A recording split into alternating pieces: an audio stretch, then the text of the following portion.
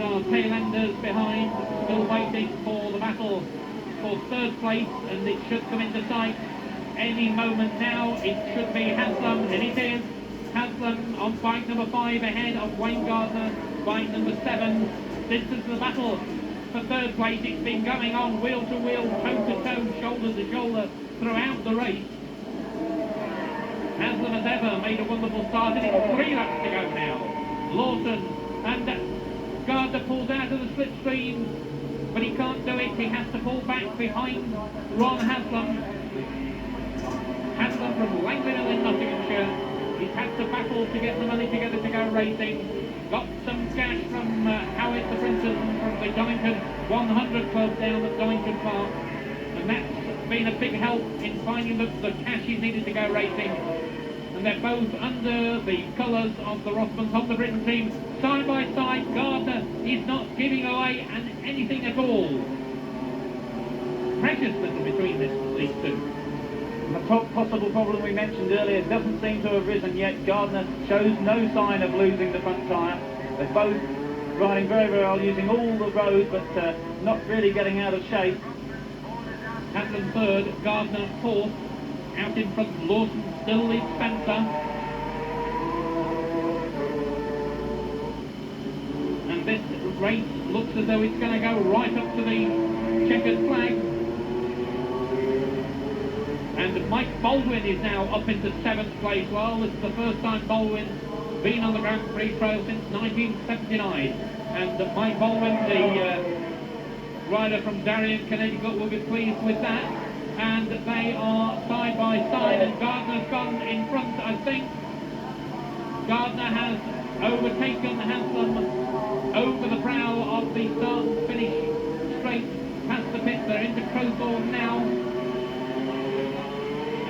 At the moment, 28 laps completed, just 2 laps to go, and Gardner has got the advantage. Haslam knows he's got to do something if he wants to take third place. Here comes this battle for third spot. Still Gardner from Haslam. And of course they're closing up on the Peterson battle for the tail enders there, so that could of course make a great deal of difference as these two close up on 3 men scuffing out between them, and Haslam has lost a few yards there. Haslam in trouble. He made a mistake on that corner and he drifted wide right onto the tarmac, so maybe Ron's got a mechanical problem. So Gardner has had the chance to open up a gap. Whether that was just a riding mistake by Ron or not, we shall soon see, but it certainly was a problem. It's cost Haslam an awful lot of ground, and it's probably cost him third place. There is the race leader. We're on the last lap now. Just 2 miles stand between Eddie Lawson and a victory that, I must be fair, I think very few people expected. Most people here, particularly after practice, thought that Freddie Spencer would win this opening round. Well, Lawson and the Yamaha have proved them wrong, or appear to have done. Lawson, of course, those few anxious seconds now that lie between him and the checkered flag. Will something go wrong with the bike? Will he get bought by a tail ender? He's got an awful lot of ground between himself and Spencer in second place, so it's only a mechanical problem that could rob him of victory. And what a fine ride it is from this American. Yes, of course, it will be his second South African Grand Prix in a row under atrociously wet conditions last year, and in brilliant sunshine this. Lawson is just proving that he can do it no matter what the conditions.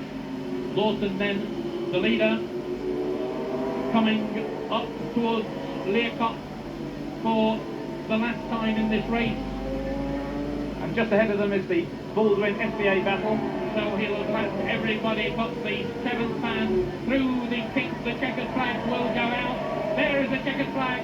Lawson has won. What a tremendous ride from Eddie Lawson. Second is Freddie Spencer, and a fine ride too from the former world champion. Is it going to be Wayne Gardner in third place? Here comes Gardner. Haslam's behind. Haslam looks over his shoulder. Gardner is through the king. He is going to take third place. What a great start to the season for Wayne Gardner. He's delighted, punches the air in delight.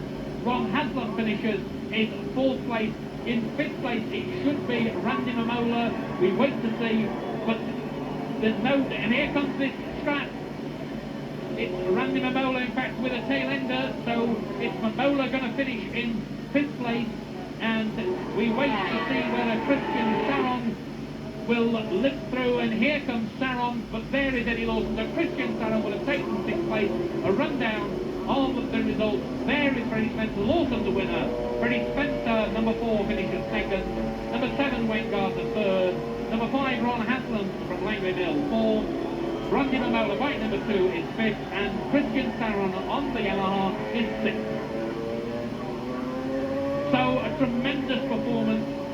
Here is Eddie Lawson, and the crowd come forward out of the grandstand to cheer the men there. There is Lawson, and really shakes hands with Franco Uncini, and Lawson is absolutely delighted. Eddie Lawson is not the sort of man who shows emotion very much, Peter. No, he isn't, but of course this is what he wanted to prove. He was world champion. He said he was going to set out to win races here, not just the world championship, and that's what he's done from day one, win races. And confirmation of those first 6, Lawson, Spencer, Gardner, Haslam, Mamola, Saron, then Didier Duradi, Cito Con, Mike Baldwin, and Terry Espy. Well, tremendous performance. Look at Lawson. There is a very, very happy Californian waving. You can almost see the grin under that crash helmet, and the crowd like it too. Of course, when it comes to it, if onlys don't count. There's the final rundown. Lawson on the Yamaha, Spencer on the Honda 2nd, Gardner on the Honda